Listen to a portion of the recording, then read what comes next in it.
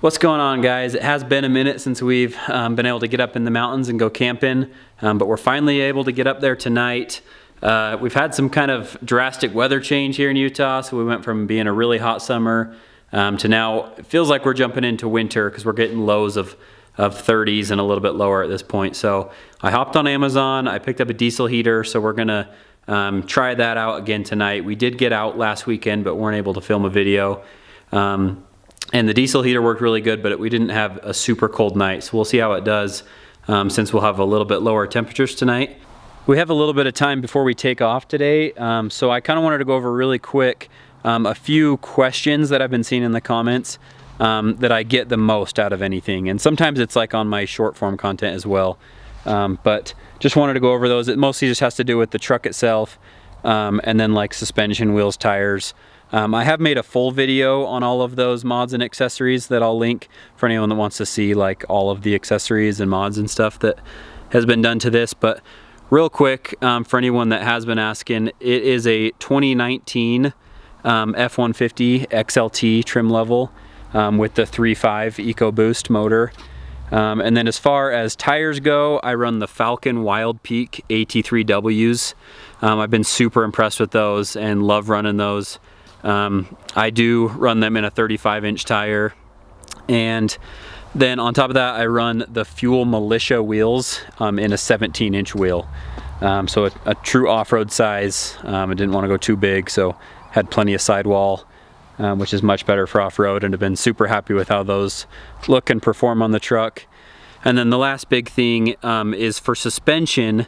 I upgraded to the Rough Country Vertex system.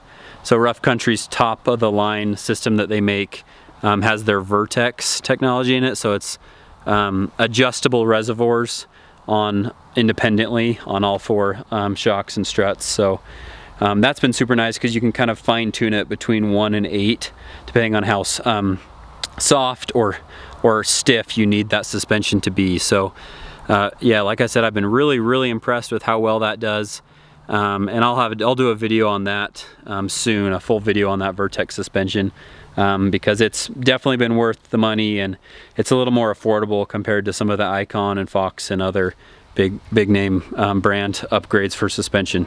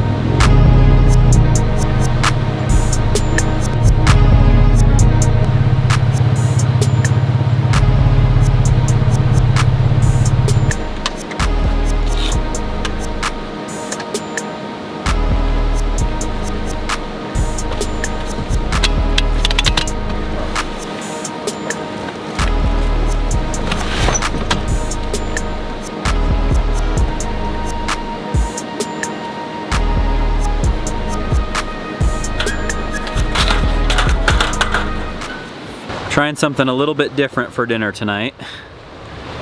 We got taquitos and mini corn dogs. So something we've never really tried before. We're just gonna try throwing them on some pans and seeing if it works or not.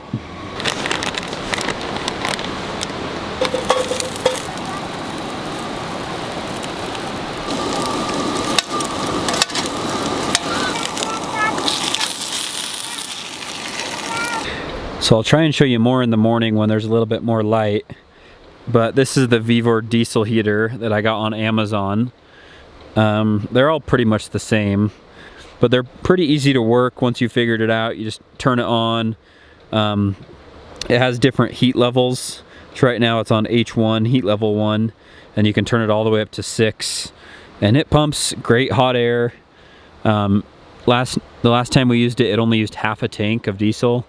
So super efficient and works really good. It's super nice. And then I just run everything into the tent. So here in a minute, now this is going, I'll route this as well as the wires that are already routed, just kind of route right up into the side of the tent right there. So pretty slick. So we'll hopefully that keeps us warm tonight.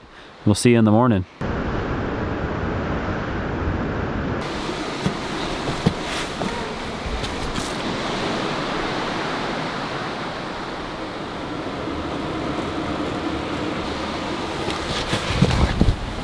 What's up, buddy? He wants the cinnamon rolls. You want the cinnamon rolls? We're warming up our cinnamon rolls with the diesel heater since they were in the back of the truck. You trying to get them? Crazy, man.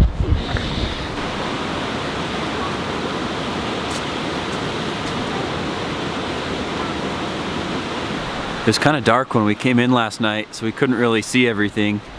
But this spot is really cool. Like, tons of big cliffs right next to the river. So it ended up being a sweet spot right here. And we're not really like that far from home, which is nice. I know the river drives some people crazy, but for us, we kind of like it, like the white noise. Plus, then you don't hear the ticking of the diesel heater fuel pump. I've heard that that drives a lot of people crazy, hearing that fuel pump tick all night. But it kept us too warm, if anything. Like it took me a couple hours to figure out, even though we had it on the lowest setting, it took me a few hours to figure out the best way to vent the windows and stuff so it wouldn't get too hot in there. And then eventually we figured it out. And I also don't think probably wasn't as cold of a night as I think the weather was saying. I can't imagine it was, because it got really hot up in there. I have a temperature thing. It's just from Amazon. It's called Govee or something, I think. Yeah, Govee thermometer. So you put the thermometer in the tent, and then they have an app that kind of gives you some details on temperature and humidity. So it looks like it got up to 77 degrees at the hottest in there last night. But the average was like 65 or something. So I don't know, but that's for a whole day, so I don't know how accurate that really is, but I think that 77 represents how hot it got in there, which is too warm for sure. But yeah, this little unit's pretty sweet.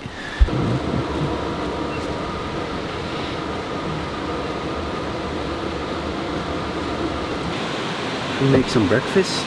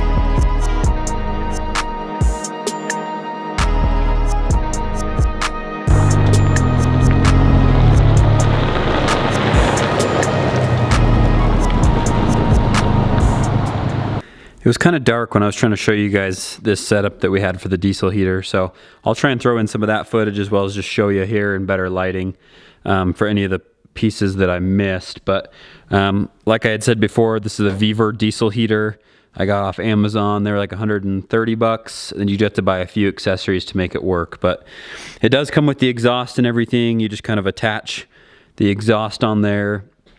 I had to put it up on blocks, so these are just 2x4s that I painted. What it does is it just gives room for this exhaust hose to not be touching the ground. When it's just on this metal, the exhaust won't even sit flat at all. So that's why I propped it up, so that one, you don't have heat touching whatever you're at, and it can actually stand up like that. The other thing I got were these hose clamps that you can just do by hand. So typically you're an 8mm hex or like a screwdriver, so those just make it a little bit easier to undo those, even though I've ended up leaving it on most of the time. And then this I had to buy. This is a 15-foot dryer vent hose, just so that you have the extra length. These come with like a tiny little aluminum piece that is pretty much useless. So if you have something like this, it collapses really easy and then routes right up into a tent really easily as well. And the other thing I had to get was a different way to run the electrical. So what they give you when you just buy the diesel heater is these connections, and it comes out into these wires, but then it just goes into kind of a raw electrical connection because they expect you to hook it up to like a typical starter battery or something.